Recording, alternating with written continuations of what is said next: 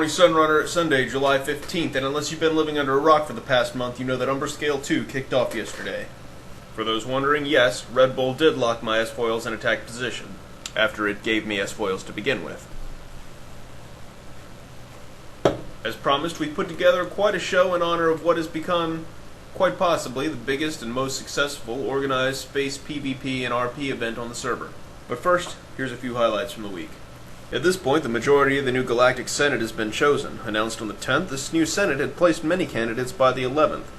This whole thing happened really fast, which makes me think that some of these candidates had already been selected by Sony to fill the appropriate spots. Senate? Iconic? The Senate from the movie was a democratic Senate. Nominations? Voting? Democracy? Using nominations to provide the illusion of democracy, but leaving out any actual voting system, I'd guess once again it's more important to use an iconic name rather than one whose meaning actually reflects its use.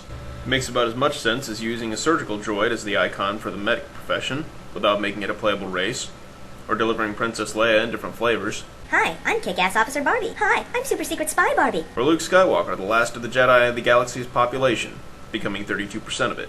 Or Commander Cody, using weapons from Quake 3 Arena and bad 1950s sci-fi. Or Han Solo, walking around without a charger full of spice shoved up his ass. You get the idea. Okay, where was I going with this again? Yeah, we have a Senate. It's just an icon for democracy, not an actual democracy as the iconic movie reference would insinuate. I guess it sounded better than the Imperial approach, which involved executing developers and promoting the players who claim they'd be able to do a better job into their positions. You have failed me for the last time, Blickstev. Congratulations, lead designer, Kippy Johnson. But to be perfectly fair, they did have the right idea. Get people from every walk of gameplay that had contributed in some large way in the past, and were willing to do so again. One of these dedicated people was Sunrunner's own Lona Valamari, whose extensive work within our server's RP community has long been evident to its players, and to Sony as well. 9 out of the 28 events listed on the SWG front page, nearly a third of the events in the entire game, take place on Sunrunner. So, congratulations to our favorite lizard and guppy. In other news, an announcement was made by Graypon regarding the issue with sockets on Mando armor. He stated that although there was a very minimal chance of finishing the item without a socket, the possibility was there by design, and customer service will no longer assist in adding sockets to armor that does not have them. Intended chance to fail? No hope of getting any help? Friday the 13th? They picked a hell of a day to make that announcement. The Umber Scale Cup. The match is simple. 16 pilots, 8 teams. The Umber Scale Station is the center point for the matches, with starting points for the teams on opposite sides. Once the engage order has been given, all pilots must stay within 1,500 meters of the station. Each match will run several rounds based on a best 2 out of 3 model. But before we jump into the tournament, we're going to take a moment to introduce the competitors.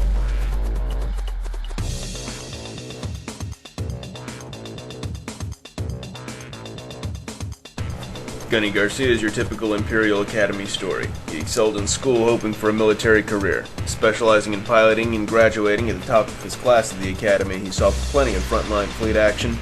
Building on this career, Garcia has had no problem gaining access to any ships and equipment he needs, and is always willing to offer assistance to fellow Imperial pilots. Flying wing is Malachor from the Terra Rosa Militia. However, this pilot declined an interview, and not much else is known about him.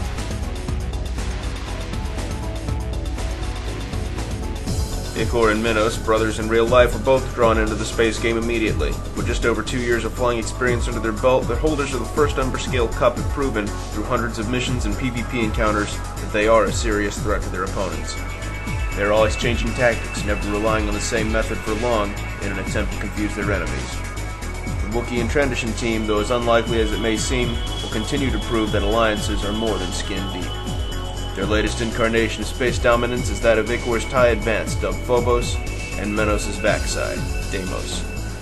They'll continue to inspire fear and panic throughout space.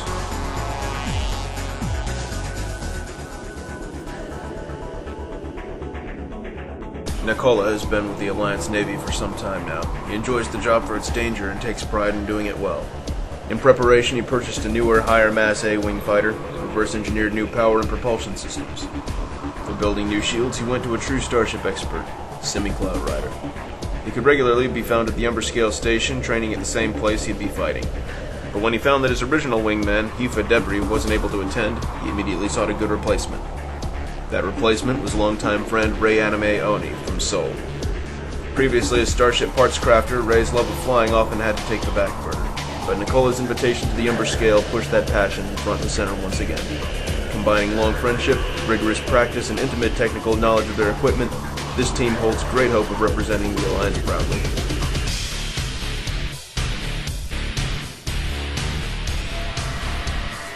Phasm and Iroquois. Only recently arrived, this two-man team from Eclipse has already begun securing their reputation on the ground as well as in space. Unwilling to comment further, it remains to be seen if these two new arrivals can keep pace with their more well-known fellow Imperials in the tournament's environment.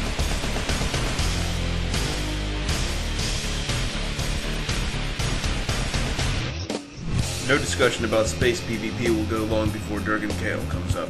Making his name known all too well on both sides of the line, Durgan has dominated hostile deep space with everything from camping opponents out to protect grinders, holding the system alone against incredible odds. But it's been a year since Durgan was at the top of his career, and both skills and equipment have become rusty. Longtime friend Arison Kale had been Durgan's planned wingman. However, Arison was unavailable at the time, so Durgan chose another guildmate. Kung Fu has only recently mastered Imperial Pilot and begun practicing PvP on rare occasions. He's been equipped, he's been taught, but this is his first time in serious space PvP. Both pilots have plenty to prove.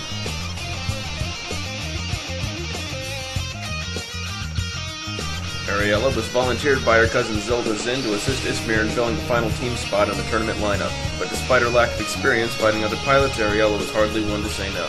Borrowing a set of equipment from Zelda made setting up her backside fighter an easy task. Ariella's wingman, Bareth Creel, is a business associate of Zelda's. During his time with the Imperial Navy, he's taught cryptography at the Imperial Academy and participated as a fighter pilot in the Quaimar suppressions with the 322nd TIE Fighter Squadron. He's currently a member of Section 8. Well, we had some unforeseen circumstances today, so I didn't really get quite as much done on this episode as I'd liked. We did manage to get through the player introductions, though, and I do have the footage from Ismir of all the fights. As many of you probably already know, not all of the fights for the Umber Scale II actually happened yesterday. One tiebreaker round currently exists between my team and Phasm's, and that'll determine which one of our teams gets to go to the final round to face Minos and Ikor, the current holders of the cup. That sounded dirty. So, until next time, thanks for watching. Sunrunner, keep logging in.